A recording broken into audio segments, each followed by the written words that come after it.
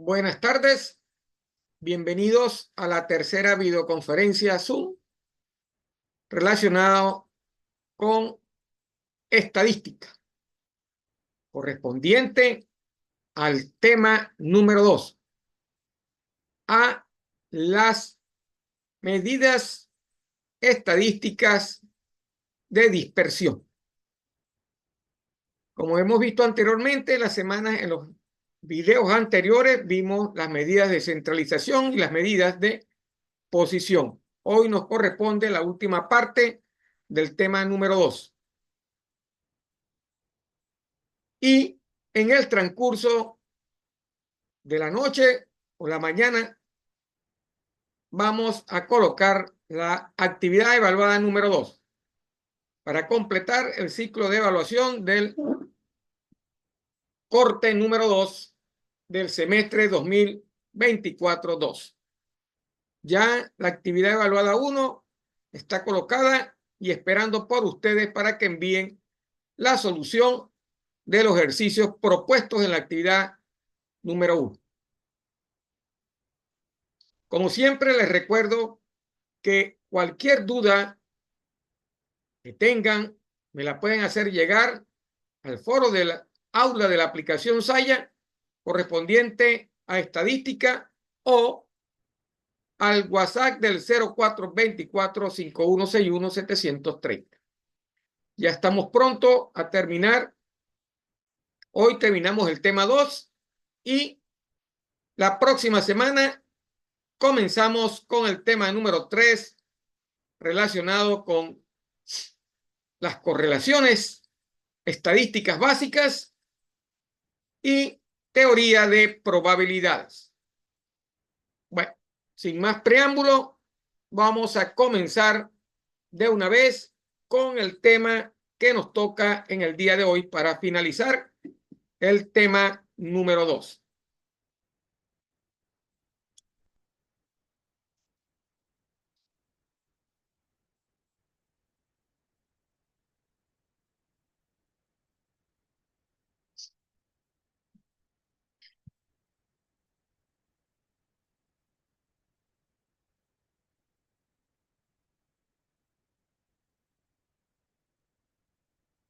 Aquí tenemos ya cargada la presentación. Ok. ¿Qué nos corresponde en el día de hoy? Dentro del tema número 2, relacionado con las medidas de tendencias estadísticas, nos corresponde analizar las medidas de dispersión. Ok.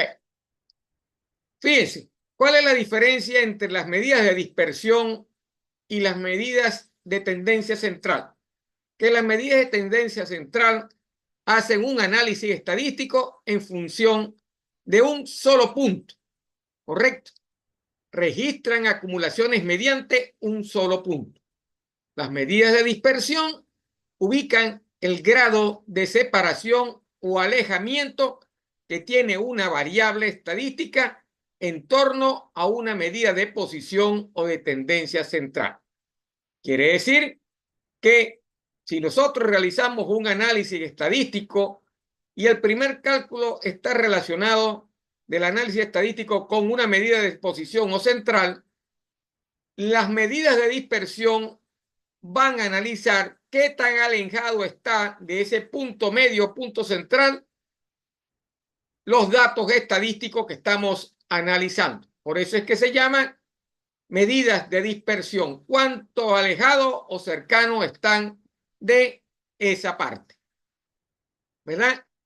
Este grado de separación indica lo representativa que es la medida de posición con respecto al conjunto total de datos.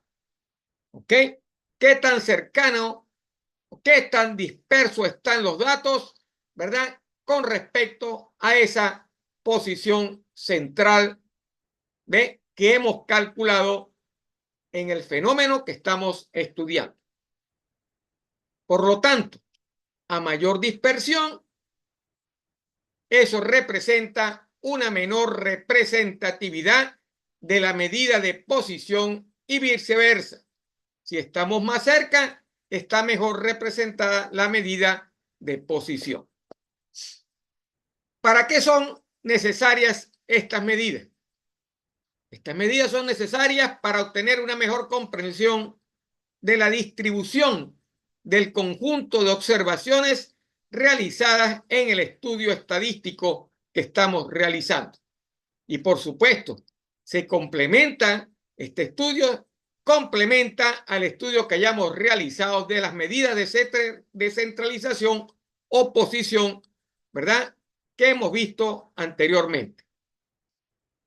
Toda vez que ellas, ¿verdad?, nos van a proporcionar conjuntamente una descripción numérica más completa de los datos que estamos analizando. Entonces, vamos a analizar qué tan alejado está la muestra o los datos de la posición central, del valor central de los datos que estamos utilizando.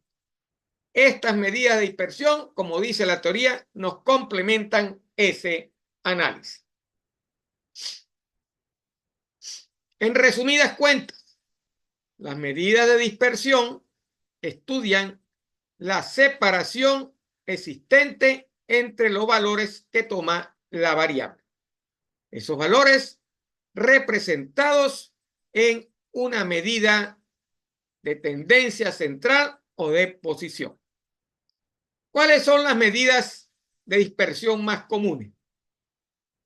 Son el recorrido rango, la varianza, la desviación estándar y el coeficiente de variación.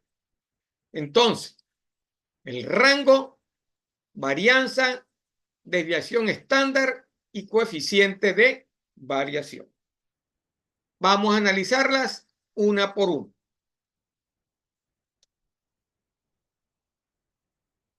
Vamos a complementar la teoría. ¿Con qué? Con un ejemplo. Fíjese, en la figura, ¿verdad?, presentamos una visual de variación, el cual muestra gráficas de barras de los tiempos de espera de los clientes en 3 bancos diferentes. En el primer banco, el gerente controla de forma muy cuidadosa los tiempos de espera, modificando el número de cajeros según sea necesario. Ahí tenemos la primer diagrama de barras. Entonces, como ven, aquí el gerente controla, ¿verdad?, los tiempos de espera para que no haya dispersión en el análisis que está realizando él.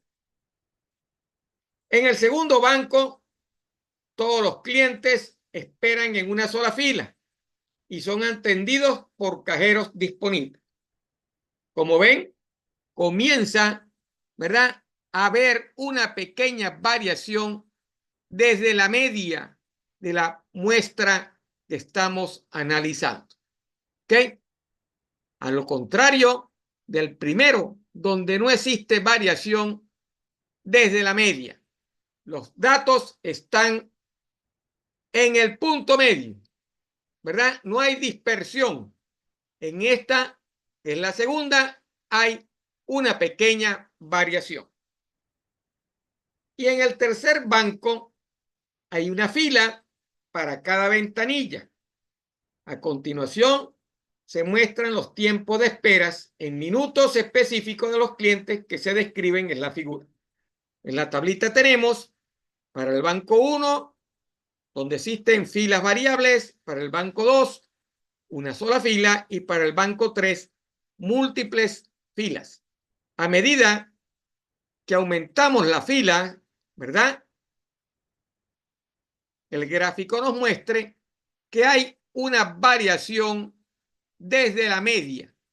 Hay una gran variación desde la media, que es la recta que está acá, que no se nota en la primera. Por lo tanto, el análisis nos lleva a la conclusión que la mejor posición o la mejor, vamos a decir, el mejor proceso, ¿verdad?, para controlar y tener un tiempo adecuado para atender a cada cliente debería ser el primero, donde el gerente, como dice acá, controla en forma muy cuidadosa los tiempos de espera, modificando el número de cajeros según sea necesario. ¿Correcto? No hay una cantidad de cajeros, sino que a lo mejor pone más cajeros para darle más velocidad al movimiento de clientes en el banco. Así controla él los tiempos porque la media, como especifica, la desviación es casi nula. Todos cumplen con la media programada. Si nosotros solamente consideramos la media, ¿verdad? En el ejercicio, no podríamos reconocer ninguna diferencia entre las tres muestras, ya que todos tienen una media de 50 minutos. Sin embargo, debe ser evidente que las muestras difieren mucho con respecto a la variación de los tiempos de espera en los otros procesos, en los otros bancos. En el primer banco, todos los tiempos de espera son de 6 minutos. Tiene el tiempo controlado, por lo que no hay ninguna variación. Los tiempos de espera de los clientes en las múltiples filas varían mucho más que los tiempos en una sola fila. Controló con varias filas, puso una fila y donde existen demasiadas filas o múltiples filas, se dispersó todo el tiempo de espera. Esa es la conclusión principal que sacamos nosotros de este ejercicio. El análisis estadístico de lo que ocurre en cada uno de los bancos de acuerdo a los tiempos de espera. Aquí tenemos otro ejercicio. Aquí tenemos las calificaciones parciales de 3 alumnos. Como ven, Alberto tiene un solo valor, es constante, siempre saca 8. Beatriz estaba bien y de repente cayó. Y el otro, que es Carlos, es un sube y baja en las notas. ¿Ok? No, perdón, no un sube y baja. Comenzó de menos a más. Todos tienen el mismo promedio. ¿Correcto? Para todos el promedio es de 8. Solo que Alberto es el más constante, el que mantiene siempre el promedio. Los otros pueden sufrir una variación de acuerdo debido a que pueden salir mal en un solo examen y el otro, que es el último, mejora a medida que pasa el tiempo por cada prueba. Todos tienen el mismo promedio, pero ¿qué nos dicen? Que Alberto es el estudiante más constante. Tiene un aprovechamiento consistente, por lo que el promedio es una medida de su tendencia. Beatriz obtiene las 3 primeras calificaciones, un desempeño mejor que Alberto. Sin embargo, en su última calificación, algo sucedió que le hace obtener una calificación muy baja. Tenemos que estudiar a Beatriz por qué tuvo esa calificación baja.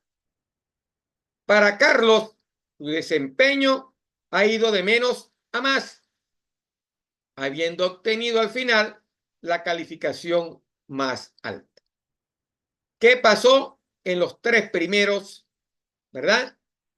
Donde a la final tuvo que correr mucho para obtener el mismo promedio general. Y Beatriz se descuidó. Con Alberto siempre fue constante, siempre tuvo el mismo desempeño. Conclusión: si la calificación del curso consistiera en el promedio de las 4 calificaciones parciales, ¿usted considera que es justo que los tres obtengan la misma nota. No debería ser justo. No puede ser justo que los tres tengan la misma nota. Alguien tiene que tener la mejor nota y ese debió haber sido Beatriz. Es el análisis que hemos hecho. Hay que ver por qué Beatriz obtuvo una calificación baja en el último parcial y no fue constante como Alberto. ¿Okay? A pesar de que todos tuvieron el mismo promedio, uno de ellos fue más constante que los otros. Permiso.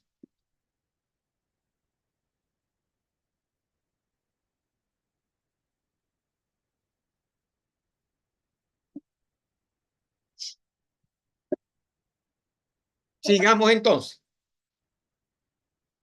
Comenzamos entonces con la primera medida de dispersión. De las que vimos anteriormente, de las cuatro.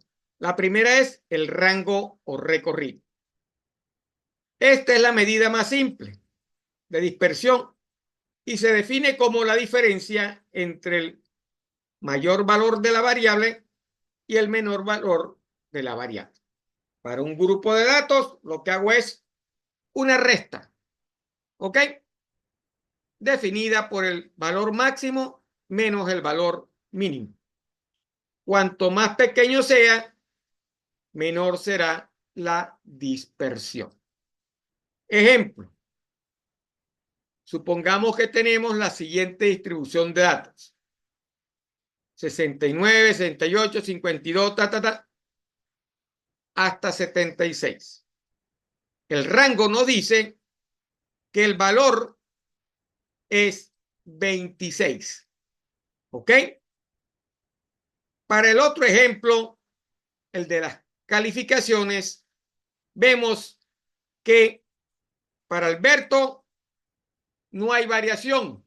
El rango me indica que es igual a 0, porque 8 menos 8 igual a 0. Para Beatriz, ¿verdad? 10 menos 2 igual a 8.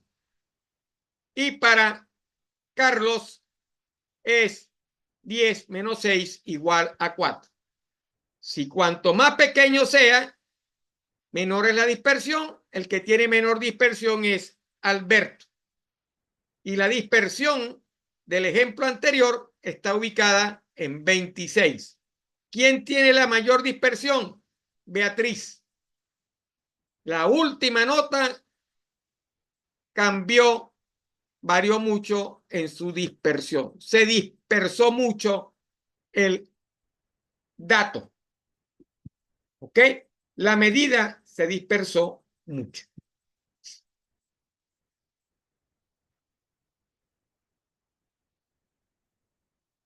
La segunda se llama desviación estándar. Y la notación es, ¿ok? Para datos no agrupados, la variable sigma o la letra S. ¿Qué nos dice la desviación estándar? Para datos agrupados de una población y de una muestra. Son dos ecuaciones diferentes. La desviación estándar nos dice qué tan alejado está un dato del valor de la media aritmética. Es decir, la diferencia que hay entre un dato y la media aritmética la denotamos por S o signo, según se calcule para una muestra o para toda una población. ¿Y cómo la definimos? La definimos como la raíz cuadrada positiva de la varianza. ¿Ok? Conclusión. La raíz cuadrada de la varianza, que vamos a ver después, es la desviación estándar para los datos no agrupados. Ahí tenemos las dos ecuaciones. Como ven, lo que hacemos es una sumatoria de la diferencia entre los datos menos la media. ¿correcto? La media poblacional, todo elevado al cuadrado, dividido entre la población. Esa es en la población. N es, como dice ahí, número total de datos. Sigma es la desviación típica o estándar. Mu es la media poblacional. Usted la sabe calcular. Y X sub I es la marca de clase. ¿Ok? Y representa la cantidad de datos. S es la varianza y X es la media muestral. ¿Ok? Al valor de la varianza, ya sea poblacional o muestral, se le aplica la raíz cuadrada y se obtiene la desviación típica o estándar. Entonces, al valor de la varianza, o sea, a esta ecuación, cuando usted le calcula la raíz cuadrada, ¿ok? Usted obtiene la desviación típica o estándar. Esas son las dos ecuaciones que utilizamos. S varianza y sigma desviación estándar. Tanto para una población como para una muestra. ¿Cómo hacemos el procedimiento de cálculo para calcular la desviación estándar?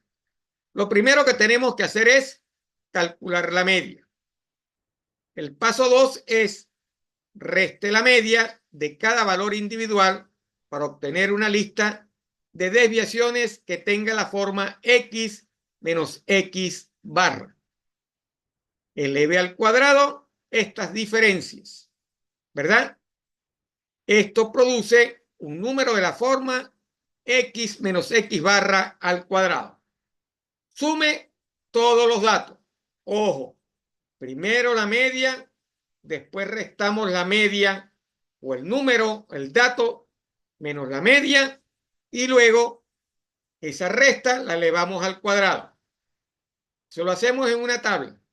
Después que tengamos todo eso hecho, sumamos todas las respuestas. ¿Ok? Ese es el paso 4. El paso 5 divide el total obtenido anteriormente en el paso 4 entre el número n menos 1. Es decir, 1 menos que el total de valores presentes. Calcule la raíz cuadrada del resultado del paso número 5. Eso es para una muestra. En el caso de una población, lo que hace es dividirlo solamente el mismo procedimiento, pero lo va a dividir entre ¿quién? Lo va a dividir entre n. ¿Ok?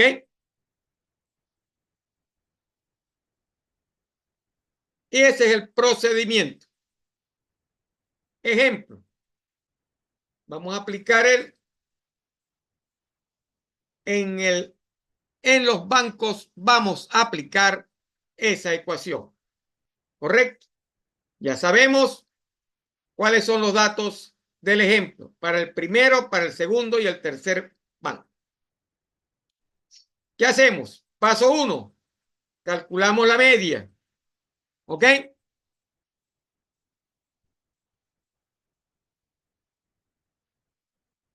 El ejemplo lo estamos aplicando a los tiempos de espera de las múltiples filas.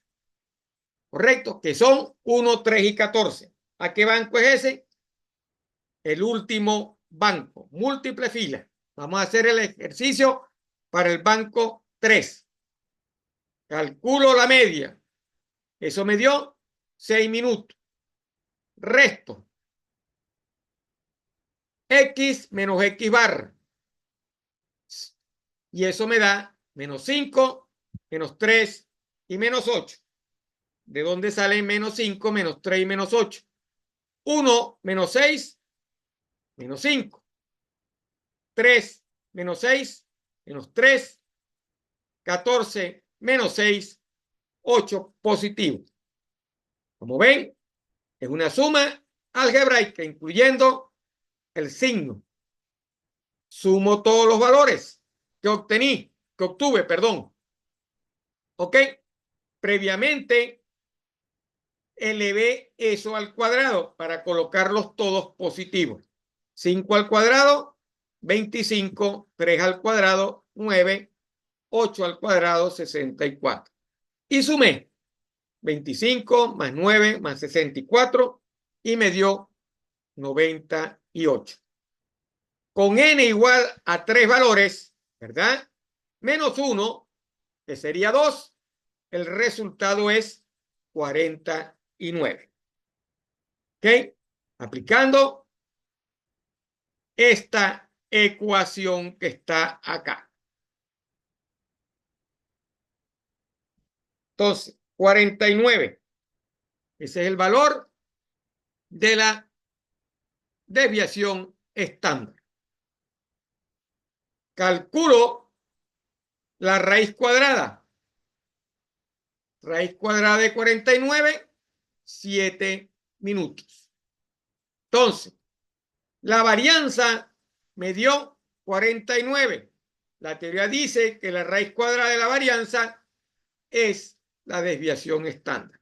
Por lo tanto, la desviación estándar es de 7 minutos y el valor de la varianza es 49. Siempre hay que calcular estos dos valores. De manera ideal, ahora interpretaríamos el significado de los resultados, pero esas interpretaciones las discutiremos más adelante en esta sección. ¿Ok? Ahí tengo lo que acabamos de hacer en una tabla. X menos X barra al cuadrado, 98, ¿verdad?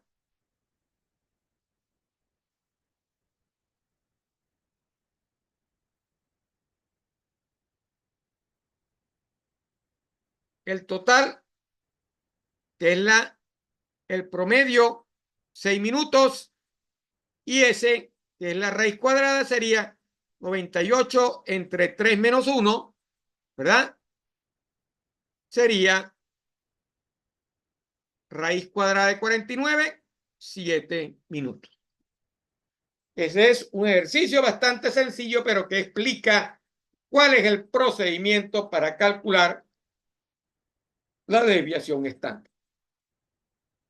Calculo la varianza, le saco la raíz y obtengo la desviación estándar, según el procedimiento que vimos anteriormente.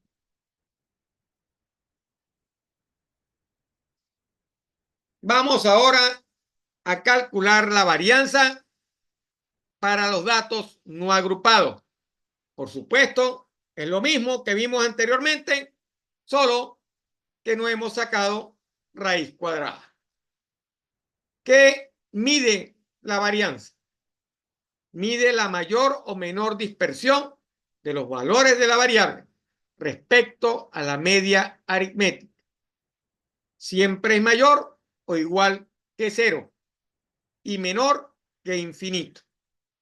Y se define como la media de los cuadrados de las diferencias del valor de los datos menos la media aritmética de esto. Si ustedes ven las ecuaciones, son las mismas ecuaciones anteriores, solo que no están afectados por la raíz cuadrada. ¿Ok? Cuando usted calcula la raíz cuadrada de la varianza, obtiene la desviación estándar. Ahí está definido las ecuaciones de varianza para datos no agrupados. ¿Ok? Para datos no agrupados. Estamos con datos no agrupados. ¿Verdad? Entonces, ¿qué hacemos? Para obtener la varianza, realizamos la sumatoria de cada valor menos la media y la elevamos al cuadrado. Y este resultado se divide ya sea entre el valor para una población o el valor para la muestra que corresponde a n-1. Así determinamos entonces varianza y desviación estándar para datos no agrupados, teniendo como conclusión que la desviación estándar es la raíz cuadrada de la varianza. Ahora vamos a ver la desviación estándar para datos agrupados por intervalos. Quiere decir que vamos a crear una tabla de rangos donde vamos a calcular frecuencias. Por lo tanto, la ecuación que domina ambos valores para una población y una muestra en la desviación estándar está afectada por la frecuencia y por la marca de clase. ¿Ok?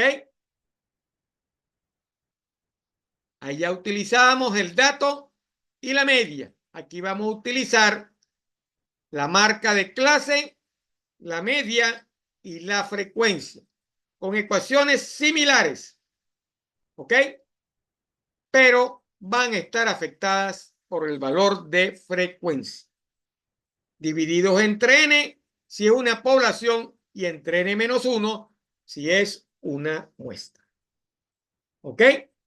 Ahí tenemos las ecuaciones de desviación estándar para datos agrupados por intervalos.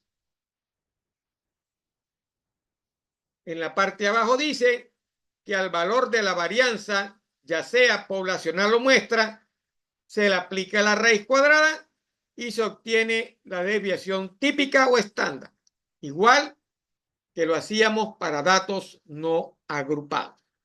Si yo le calculo, después de calcular la varianza, le calculo la raíz cuadrada, voy a obtener una desviación típica o estándar.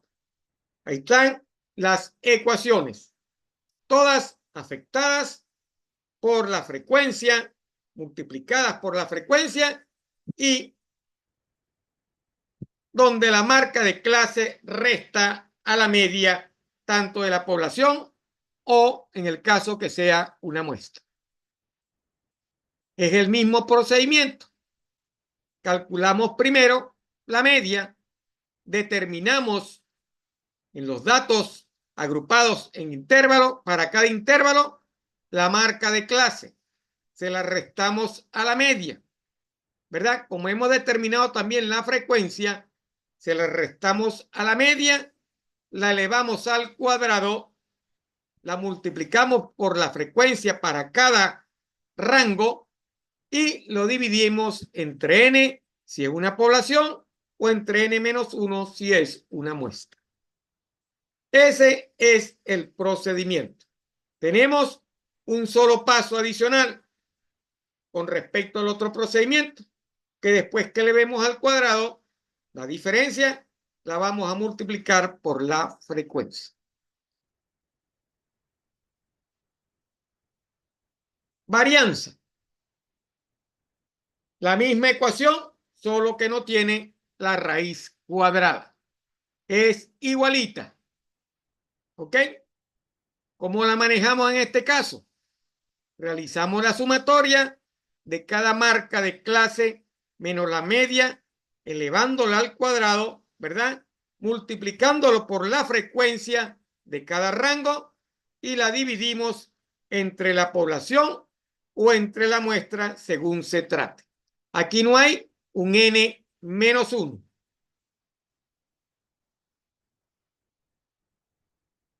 Para calcular esa varianza de la muestra. ¿Ok?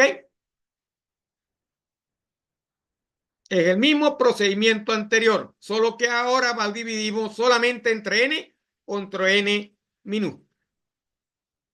Vamos a ver un ejemplo. Ahí tenemos un ejemplo.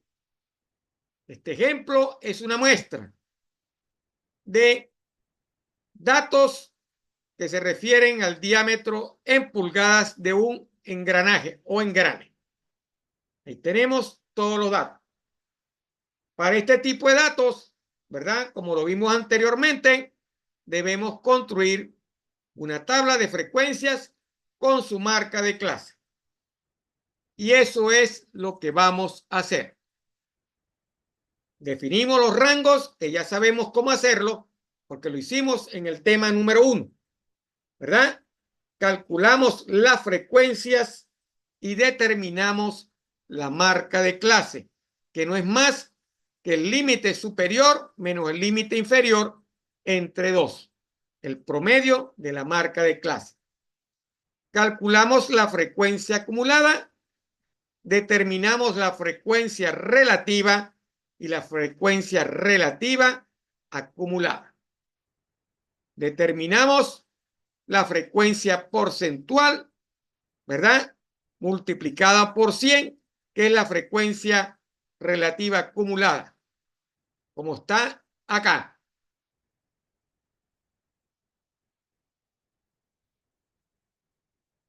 Perdón, por la frecuencia relativa que obtuvimos acá. Aquí está redondeada, aquí está con los decimales, pero es la misma, es el mismo dato. Solo que aquí están 2 decimales, aquí lleva más decimales. ¿Ok? Calculamos el cociente 360 por la frecuencia entre n y determinamos la frecuencia por la marca de clase, que es parte de esto que está en la ecuación. ¿Ok? Y calculamos lo que está en la ecuación, la marca de clase menos la media elevada al cuadrado multiplicado por FI, que es esto que tenemos acá.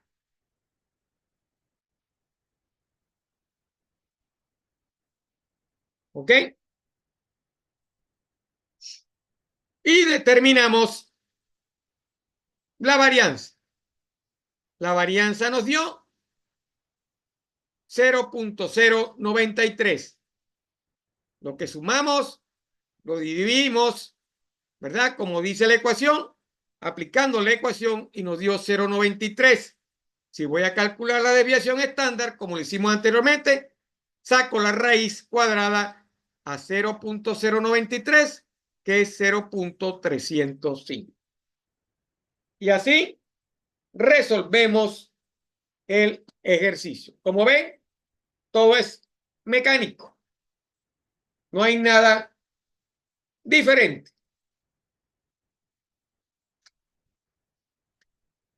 Por último, vamos a ver el concepto de coeficiente de variación. ¿Qué es el coeficiente de variación? El coeficiente de variación de un conjunto de datos muestrales o poblacionales, expresado como porcentaje, describe la desviación estándar en relación con la media. Es un cociente de S dividido entre la media. Este coeficiente de variación está dado por las siguientes fórmulas. Para una muestra es S entre X y para una población es sigma entre mu. Desviación y varianza. ¿Correcto? Dependiendo de lo que estemos calculando. Ahí tenemos un ejemplo aplicado, ¿verdad?, a una muestra de peso y estatura de hombres. Lo que hicimos fue calcular primero la desviación estándar y la dividimos entre la media, tanto para estatura como para peso. Y obtenemos 2 valores, 4.42 en el caso de las estaturas y 15.26 en el caso de los pesos. ¿Y qué nos dice esto? ahí tenemos la conclusión.